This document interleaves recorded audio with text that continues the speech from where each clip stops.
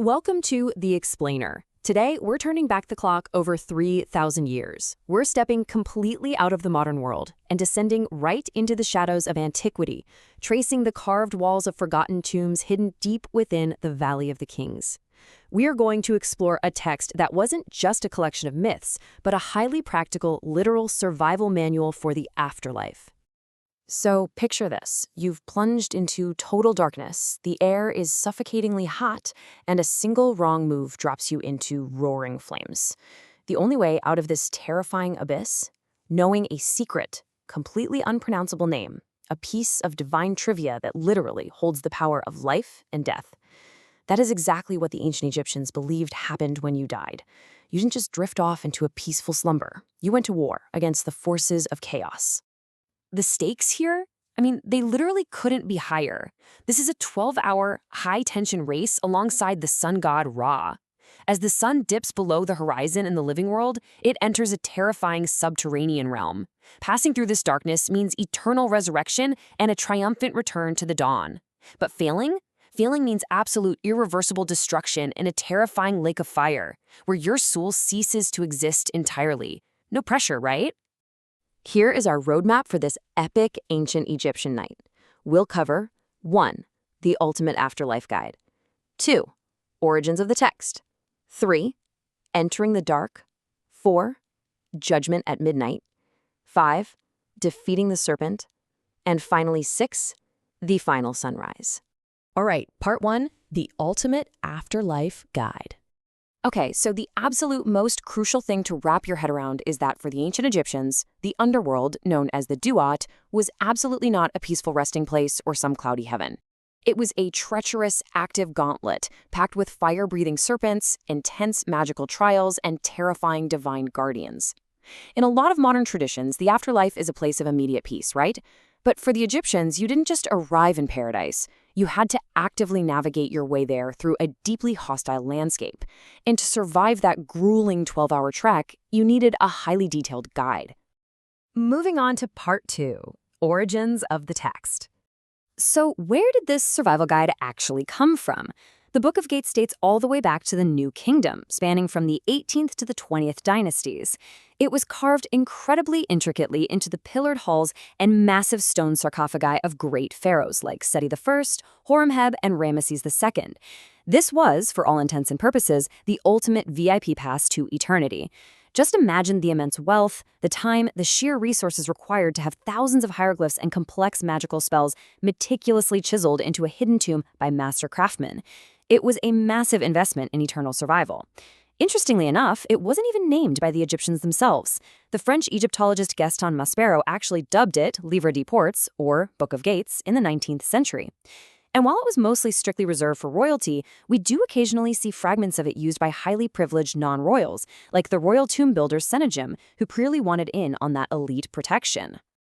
What I find truly fascinating here is how the Book of Gates really dials up the tension compared to the older, much more populated funerary text known as the Amduat. See, in the Amduat, Ra's solar boat has this massive crew of deities all helping to fight off the darkness. But in the Book of Gates, you are almost completely alone. The claustrophobia is intense.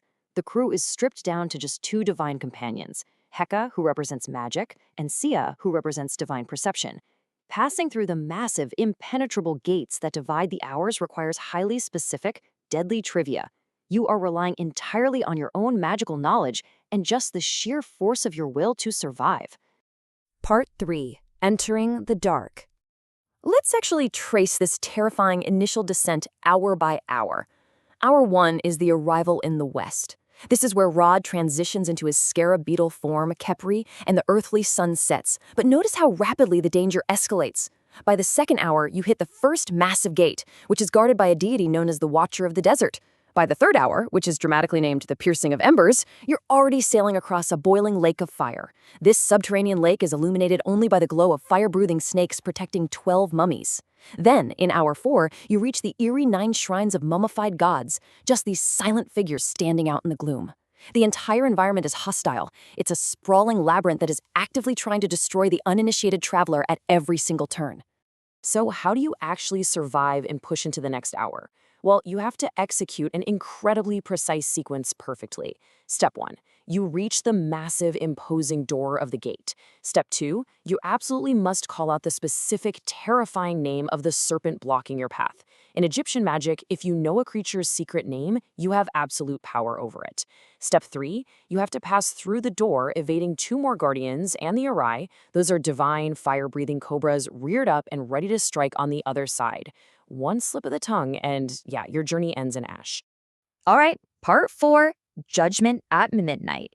We've now arrived at the deepest, darkest hours of the night, where those physical threats give way to profound psychological tests. In Hour 5, you face the Great Judgment Hall of Osiris, the Lord of the Underworld, where your soul is ruthlessly weighed against absolute truth and justice. If you pass, Hour 6 brings this beautiful, profound moment of relief.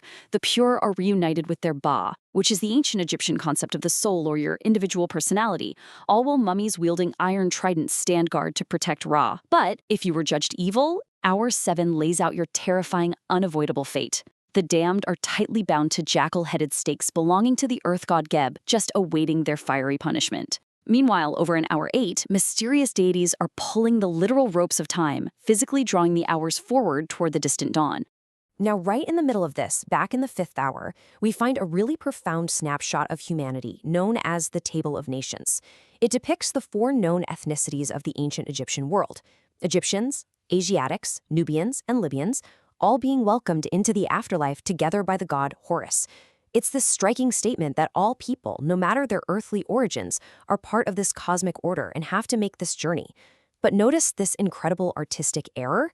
While the tombs of Seti and Mariamta list them in a completely consistent traditional order, the artists working in the tomb of Ramesses III inexplicably flipped the positions of the Libyans and Asiatics. They even seemingly doubled up the Egyptian figure by mistake, all while keeping the Nubian figures perfectly consistent. It's just a fascinating, deeply human glimpse into the tired, overworked hands of the real craftsmen who were carving these divine texts deep underground. Which brings us to part 5, defeating the serpent. The pace gets truly frantic here. The clock is rapidly running out, and dawn is approaching. In Hour 9, you pass floating, drowned bodies in the waters of none. Those are the infinite primordial waters of chaos from which the entire universe was born, and you navigate past a blazing island of fire. Why this sudden desperate rush? Because in Hour 10, the solar bark is violently ambushed by Apep, the giant terrifying serpent of chaos. Apep's sole motivation is to swallow the sun, stop the journey of Ra entirely, and plunge the whole universe back into eternal, formless darkness. Hour 11 is strictly dedicated to subduing and punishing this beast, clearing the final path for Hour 12, the ultimate escape. At the absolute climax of the myth, during the spectacular cosmic clash in the 10th hour, the gods don't just fight Apep with standard weapons like swords or spears. Instead, they hurl massive, magical nets to subdue the thrashing serpent of chaos. It is a total all-hands-on-deck emergency. Every deity present has to pull together to trap this monstrous force of nature and stop Apep from destroying the light of the world forever. And once they've got him netted, the punishment is swift, brutal, and severe. In the 11th hour, Horus, his 4 sons, the earth god Geb, and the Ennead, a powerful ancient group of 9 creator gods, ruthlessly punish the bound creature. The sheer brutality of this hour stands in really stark contrast to the profound relief of the approaching dawn. They chain Apep down to ensure the absolute safety of the solar bark as it races towards the final 12th gateway. The ultimate threat is neutralized, the serpent is bound, and the cosmic order, at least for today, is restored. And finally, part 6, the final sunrise. We finally make it to the triumphant climax of the whole journey. Passing through the very last gate of the underworld, Ra is once again transformed into a scarab beetle form, representing the morning sun. And the visual poetry here is just stunning. The infinite primeval waters of Nun literally hoist the solar boat completely out of the dark, subterranean depths, pushing it upward into the welcoming, outstretched arms of the sky goddess Nut. The sun breaks over the horizon, bathing the world in light. The journey is complete. You have officially conquered death itself. As we leave the Duat behind us and watch that dawn break, I want you to look at this ancient survival guide not just as a piece of dusty history, but as a breathtaking testament to our eternal fight for the dawn. The Book of Gates shows us that humanity has always viewed the dark not as a final, absolute end, but as a gauntlet we absolutely must bravely navigate to find the light again.